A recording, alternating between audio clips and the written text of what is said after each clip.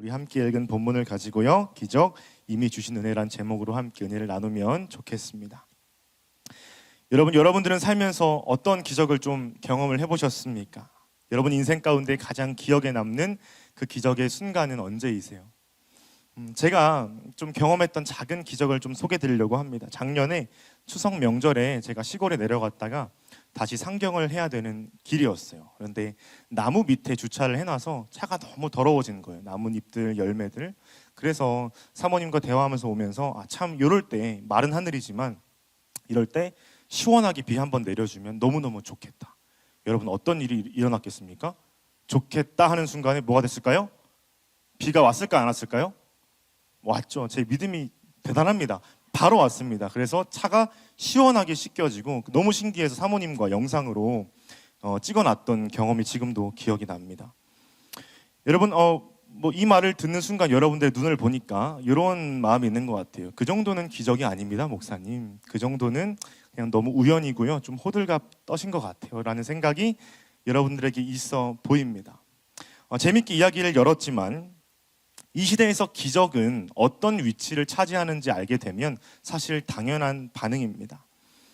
이 시대에서 기적은 허무맹랑한 소리, 소설과 같은 이야기 정도로 이제 여겨질 때가 많죠. 왜 그렇습니까? 기본적으로 기적이라는 것은 비이성적, 비논리적이라는 생각이 현대인들에게 퍼져 있기 때문입니다.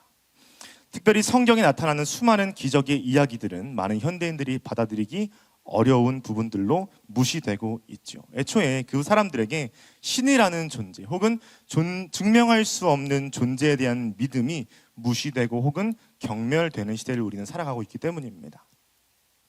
이러한 현대인의 생각을 잘 정리한 C.S. 루이스의 말을 한번 들어보시죠. 기적은 자연에 대한 초자연적 힘의 간섭인데 어떤 이들은 자연 외에는 아무것도 존재하지 않는다고 생각합니다. 저는 그들을 자연주의자라고 부릅니다. 반면에 자연 말고 또 다른 무언가가 존재한다고 생각하는 이들도 있습니다. 저는 그들을 초자연주의자라고 부릅니다. 여기서 말하는 자연주의자에게 자연이란 온전히 모든 것, 전체 존재하는 것, 전부라는 의미입니다. 그러므로 우리가 가장 우선적으로 해야 할 것은 자연주의와 초자연주의 사이에서 하나를 선택하는 일입니다. 어려운 내용은 아니에요. 하나님을 믿지 않는, 신을 믿지 않는 대부분의 세상 사람들은 자연주의자라는 것입니다. 내가 보는 것만 믿는 생각, 내가 아는 것만 믿는 생각이 자연주의자겠죠. 그러나 문제는 무엇입니까? 하나님을 믿고 있는 그리스도인인 우리에게도 기적이 때로는 동떨어진 영역처럼 느껴진다는 것입니다. 성경에 기록된 수많은 기적들이 우리의 마음 가운데 믿어지지 못할 때가 상당히 많이 있다는 것이죠. 뿐만 아니라 하나님께서 우리의 인생에 개입하시거나 역사하신다는 초자연적 사건들을 우리가 더 이상 믿지 못하고 신뢰하지 못하는 청년들도 이 자리 가운데 있을 수 있다는 것입니다. 즉 여러분, 우리는 현대 사회를 살아가면서 자연주의와 초자연주의 사이에 두 발을 걸쳐놓고 살아갈 때가 굉장히 많다는 것입니다. 여러분, 그러면 우리는 이 시대를 살아가는 믿음 있는 청년으로서 어떻게 성경과 또 기적들, 이러한 초자연적인 부분들을 이해하면 좋을까요? 우리 함께 말씀을 통해 좀 살펴보고 또 주의 은혜를 나누기를 소망합니다. 오늘 우리가 함께 읽은 본문은 어떻게 시작하고 있습니까? 이후에 라고 시작을 하고 있습니다. 이후에. 이 지표는 우리가 이전의 이야기와 연결해서 15장을 읽어야 한다는 이야기겠죠. 그렇다면 이전에 어떠한 사건이 일어났습니까? 창세기 14장을 보세요. 창세기 14장에 보면 이 당시에 주변 국가들에게 전쟁이 일어났습니다. 그런데 아브라함의 조카였던 롯도 이 전쟁에 연말리게 되고 또 잡혀가게 되는 사건이 발생합니다. 이 사실을 알게 된 아브라함은 즉시 군사 300명을 이끌고 전쟁에서 승리하고 조카였던 롯을 되찾아오게 됩니다. 여러분, 지금 아브라함은 어떤 상황입니까? 아주 큰 승리를 거둔 상황이라는 거예요. 여러분, 상식적으로 전쟁에서 큰 승리를 경험한 사람이라면 어떤 감정이 있어야 할까요? 평안하고 행복하고 안전함을 누려야 하지 않겠습니까? 그런데 하나님께서 지금 아브라함에게 하시는 말씀을 잘 살펴보면 아주 의미심장한 말씀을 하고 계십니다. 오늘 본문 1절에 보면 하나님께서 뭐라고 말씀하시나요? 아브라함아, 두려워하지 말라라고 하나님께서 말씀하세요. 두려워하지 말라. 아브라함은 분명 큰 승리를 거둔 상태였음에도 불구하고 마음 깊숙한 곳에 두려움과 불안함이 도사리고 있었다는 것이죠. 이러한 모습은 굉장히 우리의 신앙과 맞닿아 있는 모습임을 발견하게 됩니다. 우리도 많은 순간의 신앙의 성장을 경험하고 믿음의 승리를 경험합니다. 특별히 수련회에 다녀오거나 또 하나님 말씀에 순종한 경험을 하고 나면 나도 승리할 수 있어, 나도 성장할 수 있어 라는 긍정적인 마음이 우리의 신앙 가운데 나타나죠. 그러나 우리는 그 세상을 살아가면서 찾아오는 수많은 어려움이나 두려움이나 염려 때문에 넘어질 때가 굉장히 많이 있습니다. 마찬가지인 것 같아요. 아브라함도 분명히 놀라운 승리를 거두었음에도 불구하고 금방 두려움이 찾아와 염려하는 모습을 우리에게 보여주고 있다는 것입니다. 그렇다면 아브라함은 뭐가 그렇게 두려웠을까? 아브라함은 뭐가 그렇게 염려가 되었을까? 우리 2절 말씀 한 번 더 읽어보도록 하겠습니다. 시작. 아브라함이 이르되 주 여호와여 무엇을 내게 주시려 하나이까? 나는 자식이 없사오니 나의 상속자는 이 다메섹 사람 엘리에셀이니이다.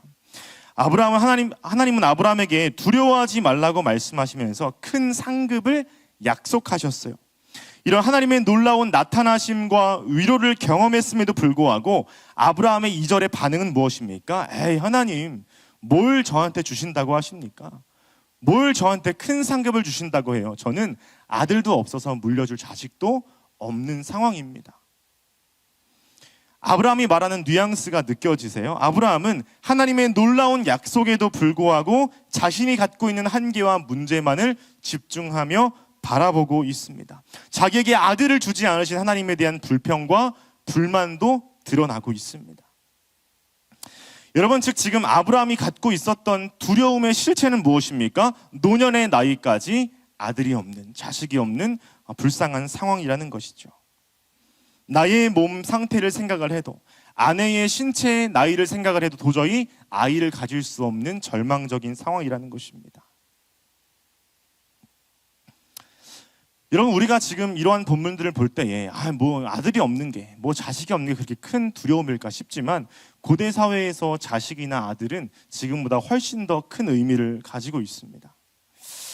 아브라함은 14장에서 전쟁을 치렀다고 제가 말씀을 드렸어요. 감사하게도 승리를 거두었지만 동시에 아브라함의 마음 가운데 어떠한 생각이 있을까요? 혹시 저 적군들이 나에게 보복하면 어떡하지? 내가 지금은 이겼지만 나중에 전쟁에서는 패배하면 어떡하지? 이러한 두려움이 아브라함 마음 가운데 분명히 있었을 것입니다. 즉 미래를 생각할 때에 군사력과 나를 보호할 수 있는 보호장치를 생각할 수밖에 없다는 것이죠. 고대 근동사회에서 전쟁이 발생하거나 다툼이 발생했을 때 나를 막아줄 수 있는 정부나 법제도는 당연히 없겠죠.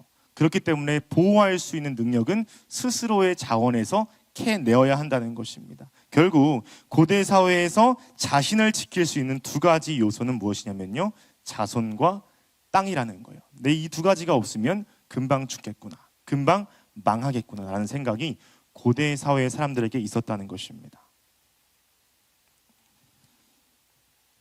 그런데 아브라함의 상황은 어떤 상황입니까? 자식도 없고 땅도 없어서 길거리를 떠돌아다니며 정착하는 나그네의 삶을 살던 사람이었던 것이죠. 즉 아브라함에게 땅과 자손은 절대 이루어질 수 없었던 기적이라는 것입니다. 그렇기 때문에 아브라함은 자기 나름대로의 방법과 계획을 세웠습니다. 자신의 몸에서 날짜가 아닌 다메섹 사람을 통해 상속을 이어받을 사람을 설정한 것이죠. 하나님의 약속과 계획을 믿지 못하고 자신이 할 수 있는 인간적인 방법으로 해결하려고 했던 것입니다. 그때에 하나님께서 아브라함에게 이렇게 말씀하시는 거예요. 우리 4절과 5절 말씀 한 번만 더 읽어보도록 하겠습니다. 시작. 여호와의 말씀이 그에게 임하여 이르시되 그 사람이 내 상속자가 아니라 내 몸에서 날짜가 내 상속자가 되리라 하시고 그를 이끌고 밖으로 나가 이르시되 하늘을 우러러 뭇별을 셀 수 있나 보라. 또 그에게 이르시되 내 자손이 이와 같으리라. 아멘. 하나님은 아브라함에게 분명히 말씀하십니다. 너의 생각과 너의 계획이 정답이 아니라고 말씀하시는 거예요. 하나님은 인간의 생각으로 절대 불가능하지만 너의 몸을 통하여 상속자가 반드시 나올 것이라고 약속하십니다. 아브라함의 입장에서 얼마나 어이가 없을까요? 하나님 무슨 뚱딴지 같은 소리를 하시나? 말도 안 되는 말씀을 하시나? 신체적인 환경도 아이를 낳을 수 없고 내가 지금 처한 상황도 안전한 땅이 없는 상황인데 하나님은 무슨 나에게 자손과 드넓은 땅을 약속하실까? 이러한 마음이 아브라함에게 있었을 것 같습니다. 그렇게 믿지 못하는 아브라함을 하나님께서는 밖으로 데려가시죠. 그리고 하늘의 수많은 별들을 보게 하십니다. 이 별들처럼 내 자손이 많게 될 것이라고 하나님은 약속하십니다. 즉 믿지 못하는 아브라함에게 하나님 무엇을 보여주십니까? 하나님의 창조주 되시는 능력을 보게 하시는 겁니다. 사람이 절대 할 수 없는 창조의 결과물을 보게 하시는 것입니다. 또한 7절 말씀도 함께 읽어볼까요? 7절 말씀 한번 읽어보도록 하겠습니다. 또 그에게 이르시되 나는 이 땅을 내게 주어 소유를 삼게 하려고 너를 갈대아인의 우르에서 이끌어낸 여호와니라. 하나님은 아브라함에게 드넓은 가나안 땅을 약속하시면서 이 땅 역시 너에게 주겠다고 말씀하십니다. 마찬가지로 아브라함이 이 약속도 잘 믿지를 못해요. 그렇기 때문에 하나님은 내가 누구인지 기억하라고 말씀하십니다. 이전에 아브라함이 갈 바를 알지 못했지만 하나님 말씀에 순종하고 한 걸음을 내딛었을 때에 지금까지 인생을 인도하시는 것처럼 그 하나님이 누구이신지 아브라함에게 기억하라고 말씀하시는 것이죠. 즉 하나님은 믿지 못하는 아브라함을 어떻게 대하고 계십니까? 아브라함이 갖고 있었던 두려움과 염려를 하나님의 방법과 하나님의 시간에 채우시고 도우실 것이라고 약속하십니다. 즉 그리스도인이 우리가 두려움을 이겨내는 유일한 방법은 문제를 바라보는 것이 아니라 그 문제의 너머에 역사하시는 하나님을 바라보는 것이죠.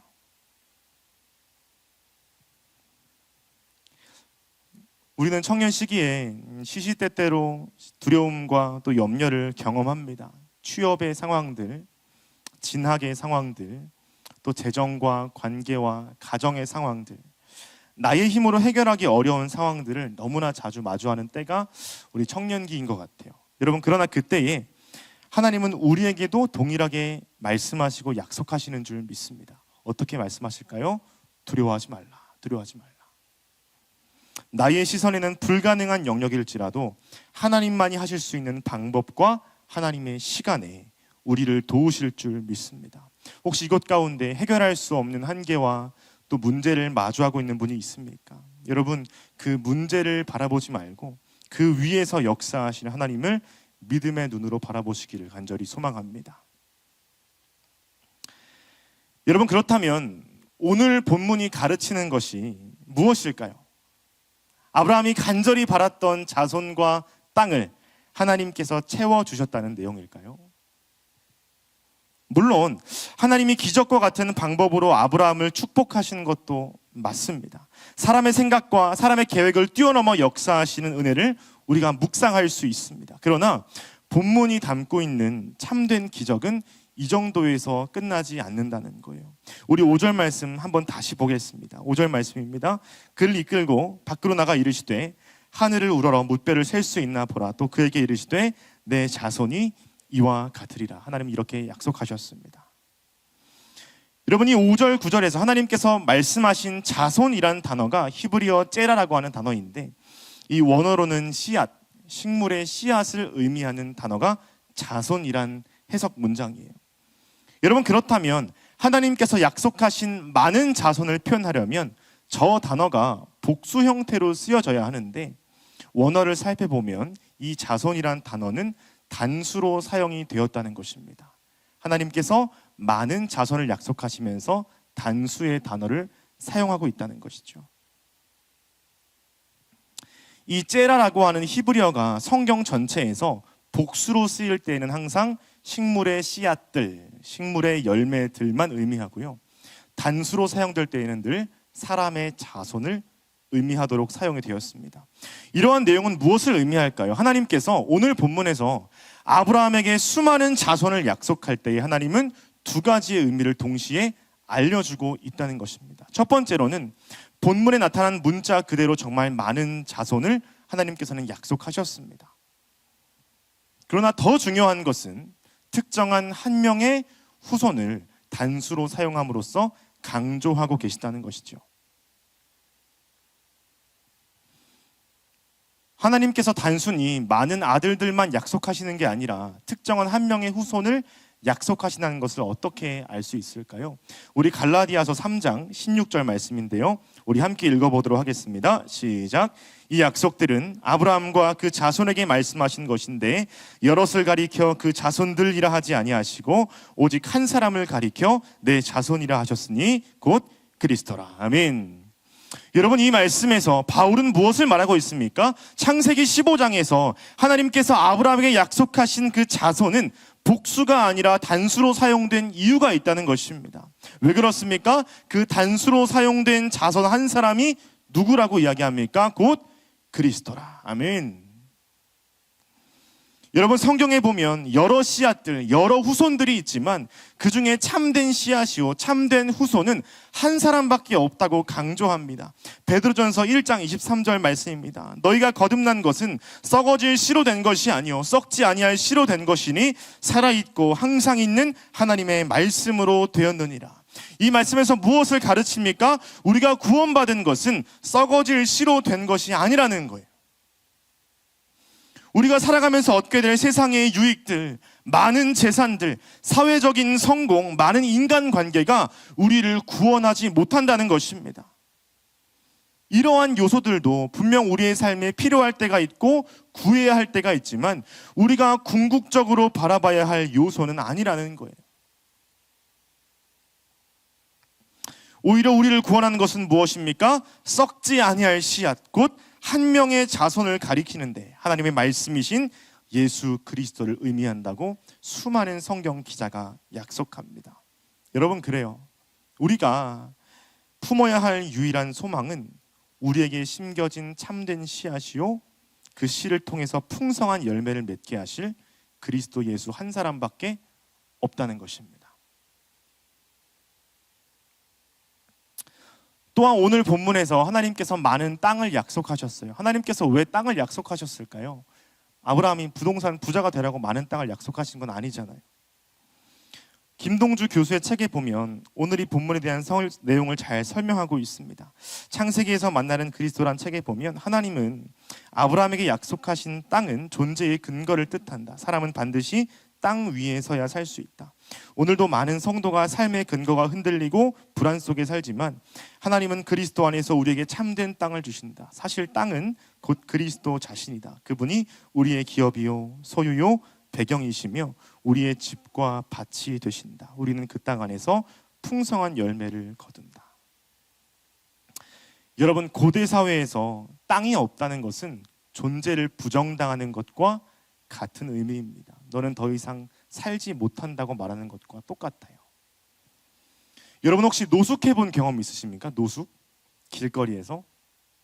제가 대학생일 때 어떤 일이 터져가지고 학교에서 노숙을 했어야 됐습니다. 이 우리 교회 로비처럼 있는 대리석 바닥에 스티로폼만 깔고 이제 잠을 잤어요. 제가 그런 곳에서 잠을 잘 수 있었을까요? 잘 수 있었어요. 잘 잤어요. 그래서 전 머리만 대면 잘 잡니다. 그런데 자는 가운데 계속 마음 한켠에 불안함이 있어요. 누가 나한테 오면 어떡하지? 누가 나에게 해코지하면 어떡하지? 내가 자는 동안 어떤 일이 발생하면 어떡하지? 이러한 불안함이 잘 잤지만 있었습니다.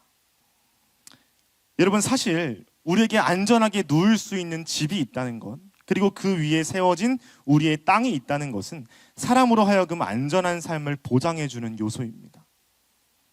마찬가지예요. 아브라함은 그동안 정착할 땅이 없었기 때문에 매번 옮겨 다니며 불안한 생활을 이어나갔던 사람이었습니다. 그러나 하나님은 아브라함에게 완전한 땅을 약속하시는 거죠. 넓은 땅이 사람을 만족시키는 게 아니라 그리스도라는 참된 땅에서 우리가 만족할 수 있고 안전할 수 있고 편히 쉴 수 있다는 것을 하나님은 아브라함에게 가르치시는 겁니다. 히브리서 4장 8절부터 9절 말씀입니다. 만일 여호수아가 그들에게 안식을 주었더라면 그 후에 다른 날을 말씀하지 아니하셨으리라. 그런즉 안식할 때가 하나님의 백성에게 남아있도다. 여러분, 이 말씀이 무엇을 가르칩니까? 하나님께서 아브라함에게 약속하셨던 지리적인 가나안 땅, 그리고 여호수아가 마침내 정복한 그 지리적인 가나안 땅이 우리의 만족이 아니라는 것입니다. 하나님이 약속한 땅이 가리키는 참된 만족이 있는데 그리스도 예수 안에서 우리가 완전히 만족하고 안식할 수 있음을 히브리서 기자는 가르치는 것이죠. 여러분들 가운데 집을 이사해 보신 경험이 있는 분들이 있을 거예요. 대학교에 올라와서 혹은 직장 때문에 여러 가지 이유로 이사하거나 기숙사에 들어가신 경험이 있을 겁니다. 처음에 집을 이사하게 되면 마음의 설렘과 또 기대가 있죠. 이 집에서 영원토록 행복하게 살 것이라는 기대가 있습니다. 여러분, 그런데 곧 시간이 지나면 어떻게 됩니까? 그 집이 만족이 되나요? 아니에요. 더 넓은 집, 더 좋은 집, 더 행복한 집을 우리는 바라볼 수밖에 없다는 것입니다. 결코 물질적인 집이나 땅으로 우리의 마음이 만족할 수 없다는 거예요. 여러분, 결국 오늘 본문이 가르치는 아브라함을 향한 하나님의 약속은 무엇을 의미합니까? 오직 예수 그리스도 안에서 우리가 영원히 만족하고 우리가 영원히 안전할 수 있다는 복음을 가르치고 있는 것이죠. 이 대의 가장 뛰어난 주석가인 매튜 헨리 목사님은 이렇게 말했습니다. 아브라함에게 약속된 이 두 가지, 즉 후손과 땅은 모두 무한히 가치 있는 복들, 즉 그리스도와 천국을 예표하는 것이었으며 따라서 아브라함이 그 둘을 바라보았다고 생각할 이유가 충분한 것이다.